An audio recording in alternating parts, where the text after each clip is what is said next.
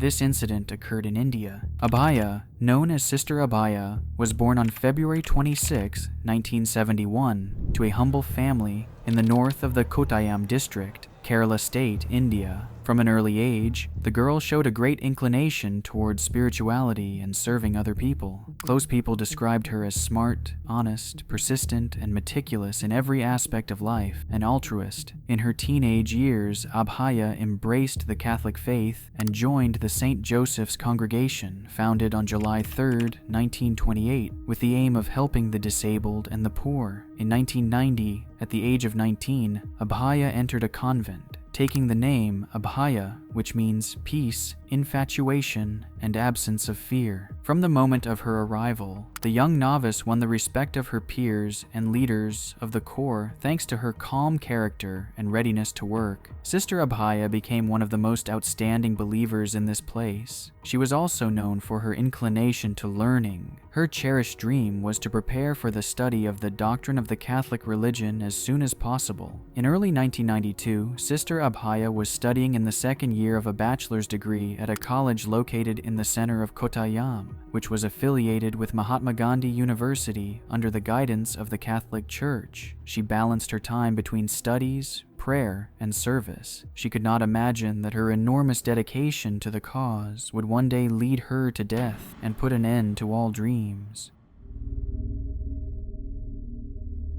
On the night of March 26, 1992, Abhaya shared with her roommate, Sister Shirley, her anxiety about an important test she soon had to take in college. Aiming to maximize the next day for test preparation, she asked her roommate to wake her before dawn, around 4 a.m. on March 27th. While the sun had not yet dispersed the shadows beyond the monastery walls, Sister Shirley gently touched Sister Abhaya's shoulder to wake her up, exactly as she had requested. Abhaya got up and hastily began to get ready to proceed to the room where she usually studied. Still feeling sleepy after a prolonged period of study and prayer, she decided to go to the kitchen and wash her face with cold water, moving quickly but softly to avoid waking the other nuns who were still asleep at that hour. Sister Shirley also went back to bed to rest a bit more before getting up and going about her daily business, unaware that she had seen her roommate alive for the last time. After sunrise, the first person to enter the monastery kitchen witnessed an unusual scene. The refrigerator door was open, a bottle lay on the floor from which water was still leaking, and next to the bottle lay a small axe, typically used for chopping wood in the monastery. A troubling detail, specifically a woman's shoe, was found near the refrigerator door. Rumors of the maid discovery quickly filled the monastery. After a rapid check, it was determined that Sister Abhaya had disappeared. The 21-year-old nun had mysteriously vanished, leaving only a shoe behind. Her search began immediately. Soon, it became known why nobody had seen the sister since she left her room. Someone accidentally peered into the water well located in the garden and saw at the bottom of the stone structure something resembling Sister Abhaya's body.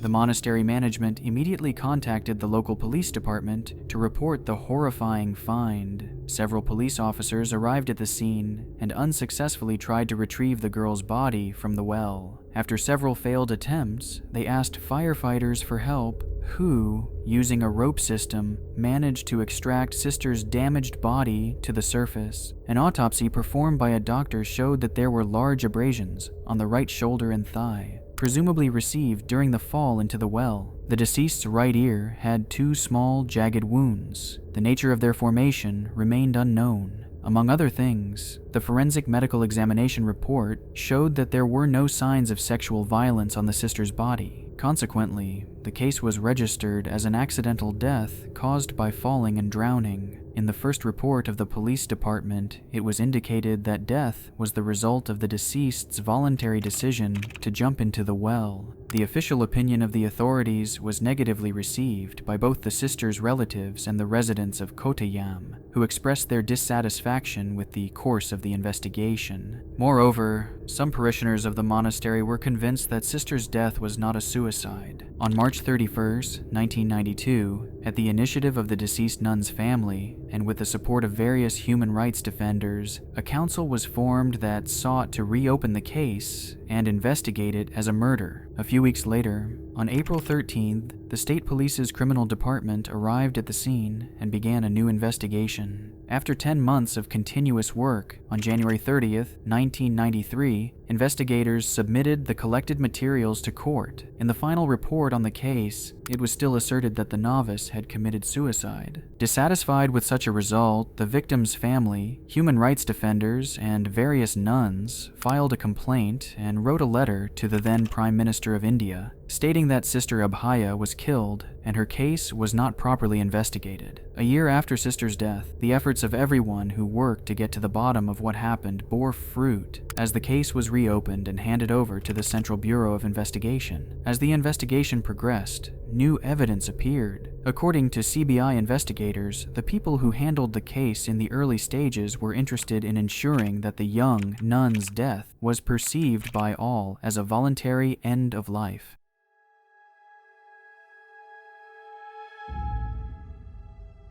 In 2007, the case took a new turn when the police received some information from an unexpected source. A local thief told investigators that early in the morning on March 27, 1992, he had sneaked into the monastery grounds intending to steal several nuts and remove copper rods from the lightning conductor on the roof of the building and then sell them. According to his testimony, he crouched in a secluded place, waiting for the right moment, when suddenly he saw 2 adult priests walking into the monastery grounds. After a while, he saw a sister walk by. According to him, he spent a long time watching everything that happened next. The testimony received from the thief coincided with some versions that had been circulating for a long time during the investigation. According to these versions, 2 respected ministers, namely Fathers Thomas and Jose, were noticed in Sister Abhaya's case. Both were professors at the educational institution where the sister studied. Father Thomas not only taught psychology, but was also known for his work as a chancellor of the Diocese of Kottayam and the author of many books on theological topics. The news that he might be involved hurt his church career and made things worse for the Catholic Church, which already had a big scandal. The CBI continued the investigation, and eventually, the name of the 3rd alleged perpetrator of the crime became known. It was Sister Sephy, one of the nuns of the monastery, who was only a few years older than Sister Abhaya.